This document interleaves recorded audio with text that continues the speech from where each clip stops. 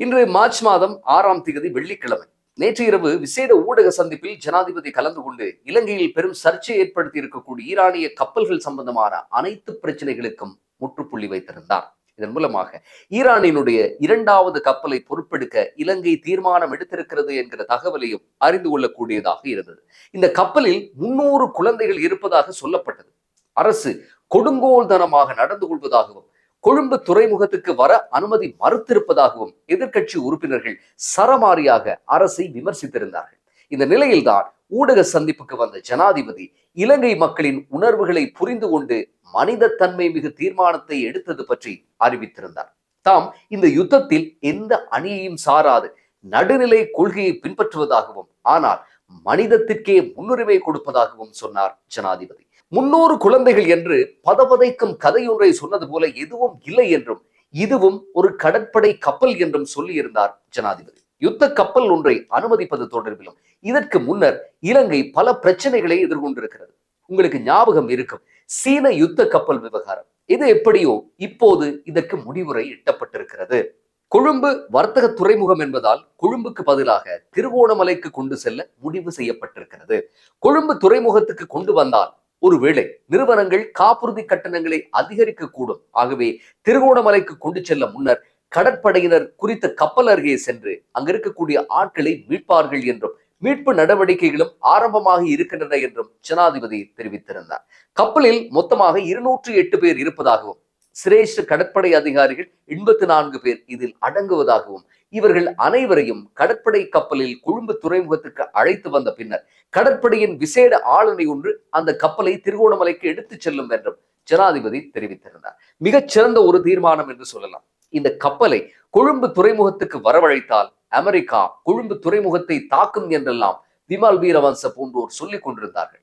குழந்தைகள் இருக்கும் கப்பலை வேண்டுமென்றே அமெரிக்கா அடித்து துவம்சம் செய்யும் வரை இலங்கை பார்த்து கொண்டிருப்பதாக மற்றொரு கதையும் சொல்லப்பட்டிருந்தது. அதாவது இந்த விவகாரத்தை வைத்து இன மத பேத குரோதங்களை தூண்ட ஒரு குழு முனைந்தது. மற்றொரு குழு அப்பட்டமான வதந்திகளை பரப்பியது. எப்படியோ எல்லோரும் உணர்ச்சி வசப்பட்ட இந்த விவகாரம் இப்படி நல்ல முறையில் தீர்ந்து போயிருக்கிறது. இதேவேளை கடந்த 2 நாட்களாக ஜனாதிபதி அனுர்குமார திசாநாயக்க நாட்டை சுண்டு என்று சொல்லி சொன்னதாக ஒரு சர்ச்சை உலவுகிறது. சுண்டு என்றால் என்னவென்று உங்களுக்கு திடீரென்று ஒரு புரியாத ஒரு குழப்பம் ஏற்படலாம். அது ஒரு அளவு முறை. 4 சுண்டுகள் சேர்ந்தால் ஒரு சேரு என்று ஒரு பேச்சு வழக்கு இருக்கிறது. அந்த காலத்தில் நம் முன்னோர்கள் அரிசியை கிலோவில் நிறுத்து கேட்க மாட்டார்கள். இத்தனை சேரு வேண்டும் என்பார்கள்.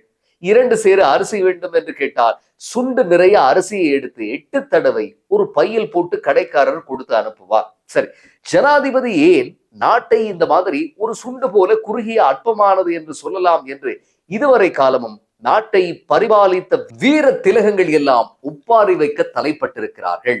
கொண்டு வரக்கூடிய நிலக்கரியை வருடக்கணக்கில் சேமித்து வைக்க முடியாத கேஸ் கப்பல் ஒரு வாரத்துக்கு வராமல் போனால், பெட்ரோல் கப்பல் 1 மாதத்துக்கு வராவிட்டால் வரிசை யுகம் உருவாகக்கூடிய 30 வருட யுத்தம் செய்து பல பில்லியன் டாலர்களை செலவழித்து நாசமாக்கி கொண்ட முறையான ஒரு மருத்துவ பரிசோதனை ஒன்றை செய்ய நவீன வசதிகள் எதுவும் இல்லாத எரிபொருள் சுத்திகரிப்பு நிலையங்களின் கொள்ளளவை 47 வருடங்களாக அதிகரிக்காத, மொத்தத்தில் உலகத்தில் எந்த ஒரு பிரச்சனை வந்தாலும் முதல் ஆளாய் அடி வாங்கக்கூடிய பொருளாதார கட்டமைப்பை உருவாக்கிவிட்டு போன நாட்டை சுண்டு என்று சொல்லாமல் வேறு என்ன சொல்லுவது? இதே மாதிரிதான் நாமல் ராஜபக்சவினுடைய கதையாடல்களும் கூட அமைந்திருந்தன. காலி துறைமுகத்தில் இருந்து 19 கடல் மைல் தொலைவில் அமெரிக்க நீர்மூழ்கி கப்பலால் ஈரானின் கடற்படை கப்பல் மூழ்கடிக்கப்பட்டதுக்கு நாமல் அரசாங்கம் தான் இதற்கு பொறுப்பு ஏற்க வேண்டும் என்றும் இது அரசின் கவன ஈனத்தால் ஏற்பட்ட விபரீதம் என்றும் எங்கள் தேச கடல் எல்லையில் தான் இது நடந்தது என்றும் அடுக்கடுக்காக குற்றம் சாட்டியிருந்தார். ஆனால் அமெரிக்காவின் பாதுகாப்பு தலைமைச் செயலகமான பென்டகனோ அந்த தாக்குதலுக்கு உரிமை கோரியதோடு அல்லாமல் அந்த தாக்குதலானது சர்வதேச கடல் எல்லையில் நடந்தது என்று தெரிவித்திருந்தது. முஜிபுர் ரஹ்மான் ஒருபடி மேலே சென்று 11 மணித்தியாலமாக இந்த யுத்த கப்பல் இலங்கையின் அனுமதி கேட்டு நின்றதாகவும் ஆனால் அனுமதி மறுக்கப்பட்டதாகவும் எகிறியிருந்தார். இலங்கை கடற்படையோ தமக்கு அபாய சமிக்ஞை வந்து 1 மணித்தியாலத்திலேயே செயல்பட்டதாக சொன்னது. உண்மையில் இத்தகைய யுத்த கப்பல்களுக்கு இலங்கைக்குள் வர இலகுவில் அனுமதி வழங்கப்படுவதில்லை. கடந்த ஆட்சிகளில் பார்த்திருப்பீர்கள், சீன யுத்த கப்பல்களுக்கு அனுமதி வழங்குவது எல்லாம் பெரும் சர்ச்சையாகி போயிருந்தன. சீனாவுக்கு அனுமதி வழங்கினால் இந்திய ஊடகங்கள் தம் நாட்டை உளவு பார்க்கத்தான் இலங்கையை அனுமதிக்கிறது என்று பிரச்சாரம் செய்யும். அமெரிக்க தூதுவர் கூப்பிட்டு விளக்கம் கேட்பார். சீனாவிடம் கெஞ்சி கூத்தாடி நிலைமையை புரிய வைக்கவே ஆயுள் தீர்ந்துவிடும். இதே மாதிரிதான் ஈரான் யுத்த கப்பல் விவகாரமும் கூட. இந்த கப்பலை அமெரிக்காவுக்கு காட்டி கொடுத்தது யார் என்றும் கூட கேள்வி எழுப்பியிருந்தார். விண்வெளி முழுக்க குடியேறி பல்லாயிரக்கணக்கான சேட்டலைட்டுகளை வைத்துக் கொண்டு பாலைவனம் முதல் அமேசான் காடு வரை, மலைகள் முதல் கடல் ஆழம் வரை அனைத்தையும் அவதானித்து துல்லியமான சர்வைலன்ஸ் ரேடார்களை கொண்டிருக்கக்கூடிய தேசமான அமெரிக்காவுக்கு வெறும் சுண்டு போன்ற இலங்கையா காட்டி கொடுக்க வேண்டும். இதை விட ஒரு முக்கியமான விஷயம், ஜனாதிபதி ட்ரம்புக்கு பயந்துதான் இப்படி அமைதியாக இருக்கிறீர்களா என்று கூட கேட்டார் நாமலின் தோஸ்து ரோஹித் அபேகுணவர்தன. ஈரானுடனான போரில் ஒத்துழைக்க தவறியதற்காக எந்த ஒரு நியாயமான காரணமும் இல்லாமல் ஸ்பெயின் மீது சீறி பாய்ந்த ட்ரம்ப் உடனே தன்னுடைய திரைசேரி செயலாளரிடம் ஸ்பெயினுடனான அத்தனை வர்த்தகத்தையும் நிறுத்த சொன்னார். ஒரு கிறுக்கு ராஜா போல மாறிவிட்ட ட்ரம்ப் ஐரோப்பாவினுடைய பலம் மிகு பொருளாதாரத்தை கொண்ட ஸ்பெயினுக்கு இப்படி செய்கிறார் என்றால் இலங்கையை பற்றி கேட்கவே வேண்டாம். ஒரு ஊதினால் போதும். உண்மையில் இவர்கள் எல்லாம் எந்த அடிப்படையில் இப்படி உணர்கிறார்கள் என்று தெரியவில்லை.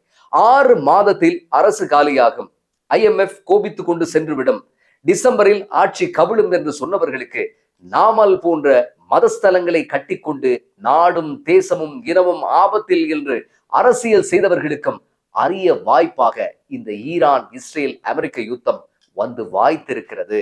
2-3 நாடுகள் சம்பந்தப்பட்ட யுத்தம் ஒன்று நடந்து கொண்டிருக்கும் போது ஒரு அரசு பாய்ந்து சென்று ஒரு சார்பு கொள்கையை எடுக்க முடியுமா? நாட்டின் ஊடகங்கள் எதுவும் பேசலாம், சமூக ஊடகங்களும் தனிநபர்களும் எதை வேண்டுமானாலும் யாரை வேண்டும் என்றாலும் விமர்சனம் செய்யலாம். ஆனால் அரசு என்று வரும்போது கொஞ்சம் மூளை எனும் தலைமை செயலகத்தை பயன்படுத்தித்தான் ஆக வேண்டும். அதுவும் இலங்கை போன்ற தேசத்துக்கு இந்த யுத்தத்தில் தலையிட்டு ஒரு தரப்பை திட்டும் அளவுக்கா பொருளாதாரம் இருக்கிறது? இதற்கெல்லாம் நமக்கு சக்தி இல்லை என்று திடீரென்று சொல்லி ஏகாதிபத்திய விரோதம் என்று பேசிக்கொண்டு நீலி கண்ணீர் வடிப்பவர்கள் அப்படி ஒரு சக்தி வாய்ந்த நாட்டை உருவாக்கவும் இல்லை.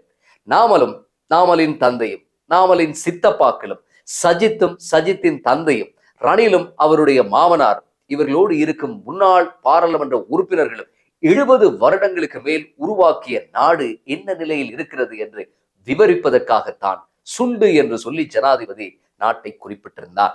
4 பக்கமும் கடலால் சூழப்பட்ட உலகத்தில் கேந்திர முக்கியத்துவம் மிகு நிலையத்தில் அமையப்பெற்ற ஒரு தீவு. இதில் இருந்து என்னதான் நமக்கு செய்ய முடியும்? யாருக்கு சவால் விட முடியும்? நாம் என்ன நாட்டை சுற்றி அயன்டோம் எனப்படக்கூடிய ஏவுகணை எதிர்ப்பு சிஸ்டத்தையா நிறுவி வைத்திருக்கிறோம்? கடந்த 50 வருடங்களாக தரமான நிலையில் ஆட்சி செய்துவிட்டு சிறப்பான நாடு ஒன்றை தந்துவிட்டு இத்தனை தூரம் பேசியிருந்தால் மன்னிக்கலாம். ஆனால் கடன் கட்ட முடியாத அளவுக்கு திவாலான இந்தியாவில் இருந்து பிச்சைக்காரர்கள் அனுதாபப்பட்டு பணம் அனுப்பிய ஒரு நாட்டை உருவாக்கி தந்துவிட்டு போனவர்கள் 30 நாட்கள் பெட்ரோல் கையிருப்பு இல்லாவிட்டால் ஒட்டுமொத்த சிஸ்டமும் முடங்கி போகும் நாட்டையே உருவாக்கி தந்தவர்கள் இப்படியெல்லாம் பேசலாம் என்றுதான் ஆச்சரியமாக இருக்கிறது. வளைகுடா நாடுகளில் நடக்கக்கூடிய இந்த யுத்தம் இப்படியே தொடர்ந்தால் என் பொருளாதாரம் என்ன ஆகும் என்று சொல்லி பயப்படும் நிலைமையில் தான் நாம் இருக்கிறோம். கொரோனா வந்தபோது உங்களுக்கு ஞாபகம் இருக்கும், முழு உலகமும் முடங்கியது. இந்தியா, சீனா, Bangladesh, Malaysia, Singapore, Vietnam, Laos என்று சொல்லி ஆசிய கண்டமும் தம்மை லாக்டவுன் செய்து கொண்டது. ஆனால் இலங்கை அளவுக்கு எந்த ஒரு நாட்டினதும் வெளிநாட்டு நாணய கையிருப்பு தேய்ந்து போய் வங்குரோத்து நிலையை அடையவில்லை. தேசாபிமானம் பற்றி பேசுகிறார்கள் என்று தேசிய கொடியை கூட சீனாவில் இருந்துதான் நாம் இறக்குமதி செய்து கொண்டிருக்கக்கூடிய நாட்டில் இருக்கிறோம். இதையும் கேட்க வேண்டி இருக்கிறது. அரசியல் கண்ணாடியை கொஞ்சம் கலட்டி வைத்துவிட்டு மோதி கொண்டிருக்கும் இந்த நாடுகளை பாருங்கள். அமெரிக்கா எப்பேற்பட்ட தேசம்? உலக மகா வல்லரசு பட்டத்துடன் இந்த யுத்தத்துக்கு தினமும் $1 பில்லியன் அமெரிக்க டாலர்களை செலவு செய்து கொண்டிருக்கிறது. இஸ்ரேல் 9 மில்லியன் மக்களை கொண்ட ஒரு குட்டி நாடு, விவசாயத்தில் தன்னிறைவு கொண்ட ஒரு நாடு, ஒரு கட்டத்தில் கிட்டத்தட்ட அழிந்து போன தன்னுடைய ஹீப்ரூ மொழியை மீட்டெடுத்த நாடு கூட, அணு ஆயுதம் வைத்திருக்கும் நாடு. ஈரான் பல்லாயிரம் ஆண்டுகால கலாச்சார செழுமை கொண்ட அழகிய நாடு, அதிக பெண் விஞ்ஞானிகளை கொண்ட நாடு, உலகத்துக்கு மிகச்சிறந்த சினிமா படங்களை தந்த இயக்குநர்களை கொண்ட ஒரு நாடு, மிக தாராளமாக எரிபொருள் வளம் கொண்ட நாடு, அணு ஆயுதம் தயாரிக்கும் அளவுக்கு அறிவியல் பலம் கொண்ட நாடு. இவர்களின் சண்டைக்கான காரணங்களை, பின்னணி அரசியலை நாம் நிறையவே பேசிவிட்டோம். இங்கே சொல்ல வரக்கூடிய விஷயம் அதுவல்ல நண்பர்களே. நாமும் இவை போன்ற வளங்கள் கொண்ட தொழில்நுட்பத்தில் மிகைத்த ஒரு நாட்டை உருவாக்கி தந்துவிட்டு போன மாதிரியும், மஹிந்த ராஜபக்ச என்ற அரசர் இந்த நாட்டை மகா சொர்க்கமாக மாற்றிவிட்டு போன மாதிரியும் நினைத்துக் கொண்டிருக்கிறார் நாமல் ராஜபக்ச. ஒரு காலத்தில் பொருளாதார வரிசையில் இலங்கையை விட எத்தனையோ மடங்கு கீழே இருந்த வியட்நாமும் தென்கொரியாவும் 90களில் தம் தேசிய உற்பத்திகளை அதிகரித்து நாட்டையே தொழிற்சாலை போல மாற்றி மொத்த தேசிய உற்பத்தியை பெருக்கி ஒரு பெரும் பாய்ச்சலை நிகழ்த்தின. ஆனால் நாம் ஆட்சியை தக்க வைத்துக் கொள்ள மாறி மாறி இனவாதம் வளர்த்து ஒன்றுக்கும் உதவாத யுத்தம் செய்து கொண்டிருந்தோம். உலகத்துக்கு அதிக அளவில் அகதிகளை உற்பத்தி செய்து கொண்டிருந்தோம். இப்படியெல்லாம் இந்த நாட்டை அதல பாதாளத்தில் தள்ளிய பெரும்பான்மை சிறுபான்மை அரசியல்வாதிகளும் அரியணையில் இருந்து தீர்மானம் எடுத்தவர்களும் இன்று ஒரே அடியாக லீ குவான் யூ போல, மகதீர் முகமது போல மாறி ஊடகங்களுக்கு கருத்து சொல்லிக் கொண்டிருக்கிறார்கள். முஸ்லிம்களின் உணர்வுகளை புரிந்து கொள்ள சொல்கிறார் தயாசிரி. ஆனால் சமயோசிதமாக என்ன செய்ய வேண்டும் என்று சொல்லவில்லை. அமெரிக்காவின் தாக்குதலுக்குள்ளான கப்பலில் உயிருக்கு போராடி கொண்டிருந்தவர்களை காப்பாற்றி இருக்கிறது அரசு. காலி நகர பொதுமக்களும் வந்து அளப்பரிய உதவிகளை செய்து தமது மனிதாபிமானத்தை காட்டிக் கொண்டிருக்கிறார்கள். இதே போல தத்தளித்த ஈரானின் மற்றொரு கப்பலையும் கரை சேர்க்க போகிறது இலங்கை. அரசு பகையும் இல்லாமல் நட்பும் இல்லாமல் ஒரு போக்கை கடைபிடித்துக் கொண்டிருக்கிறது. முஸ்லிம்களின் உணர்வுகள் பற்றி பேசும் தயாசிரி போன்றோர் கடந்த காலத்தில் பொதுஜன பெரமுன முஸ்லிம்களை வசைபாடும் மேடைகளில் ஏறி உட்கார்ந்திருந்தவர்களில் ஒருவர். இனங்களுக்கு மத்தியில் பிரிவினையை ஏற்படுத்தி சிறுபான்மை இனங்களின் மத நம்பிக்கைகளை எள்ளி நகையாடி கொரோனா சடலங்களை எரித்து பொசுக்கி அரசியல் செய்துவிட்டு இப்போது இப்படி பேசுகிறார்கள். இவர்களின் காலத்திலும் இதே மத்திய கிழக்கு பிரச்சனைகள் இருந்தன. காசா எப்போதும் போல எரிந்து கொண்டுதான் இருந்தது. இஸ்ரேல் குண்டு வீசிக் கொண்டுதான் இருந்தது. இவர்கள் இப்போது வைத்திருப்பது ஒரு பொறி. போலியாய் முஸ்லிம் அன்பு என்ற பெயரில் அரசையும் இந்த யுத்த காண்டத்துக்குள் இழுத்து போட பார்க்கிறார்கள்.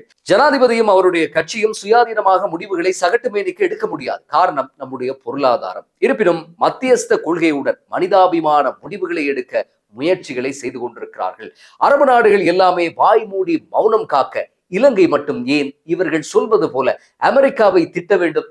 அமெரிக்காவுக்கு பயமா என்ற கேள்விக்கு பதிலளிக்க தேவையே இல்லை. இவர்கள் அமோகமான பொருளாதார கட்டமைப்பை நிறுவிவிட்டு சென்றிருந்தால் உலக நாட்டாமை போல இரண்டொரு வார்த்தை மேலதிகமாக பேசி இருக்கலாம். ஆனால் நாட்டை போதைப் பொருள் மத்திய நிலையமாக மாற்றி பாதாள உலகத்தின் துணையோடு ஆட்சி செய்து முதலீட்டாளர்கள் சீண்டாத ஒரு தோல்வி கண்ட தேசமாக்கி சென்ற பிறகு அதை சீர்படுத்த தினமும் போராடி கொண்டிருக்கக்கூடிய ஒரு நிலையில் வீர வசனங்களை பேசிக் கொண்டிருக்கிறார்கள். ஸ்பெயினின் எந்த ஒரு கருத்தையும் கவனத்தில் கொள்ள மாட்டோம், நாங்கள் நினைத்தால் அவர்களின் இராணுவ தளங்களை பாவிப்போம் என்று ட்ரம்ப் கூறுகிறார். இதிலிருந்து நாம் கற்க வேண்டிய படிப்பினை என்ன என்றால், இப்பேற்பட்ட ஸ்பெயினுடனேயே அமெரிக்கா இப்படித்தான் நடந்து கொள்ளும் என்றால் சுண்டு போல இருக்கும் நம் தேசத்தின் நிலைமை என்னவாகும் என்பதுதான். ஆகவே யாரும் இருக்கும் இடத்தில் இருந்து கொண்டால் எல்லாம் சௌக்கியமே என்ற கண்ணதாசனின் பாடல் வரிகள் படி இலங்கை இந்த விவகாரத்தில் கவனமாக காய் நகர்த்தினால் யாருக்கும் நல்லது. மீண்டும் அடுத்த பதிவில் சந்திப்போம். நன்றி.